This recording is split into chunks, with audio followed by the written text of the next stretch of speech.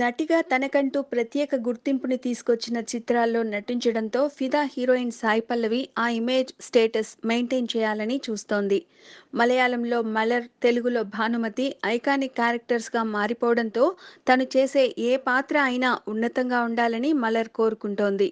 ఫిదా తర్వాత తెలుగు చిత్రసీమ నుంచి సాయి పల్లవికి చాలా అవకాశాలే వచ్చాయని, అడ్వాన్స్ల రూపంలోనే ₹1,00,00,000 వరకు ఆఫర్ చేశారని, అయితే సాయి పల్లవి వాటిలో ఏ ఒక్క సినిమాకి కమిట్ అవ్వలేదని సమాచారం. దిల్ రాజు బ్యానర్లో నాని హీరోగా రూపొందుతున్న చిత్రంలో నటిస్తున్న సాయి పల్లవి అది తప్ప మరింకేదీ ఓకే చేయలేదు.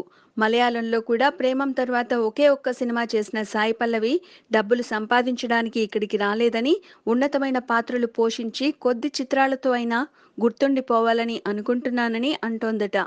ఓవర్ నైట్ సెన్సేషన్‌గా మారిపోయిన అమ్మాయి క్రేజ్‌ని క్యాష్ చేసుకుందామని చాలామంది చూస్తుంటే, ఈమెమో పాతకాలం హీరోయిన్‌లా మాట్లాడుతోందని తెలుగు ఇండస్ట్రీలో నిర్మాతలు గొణుక్కుంటున్నారట.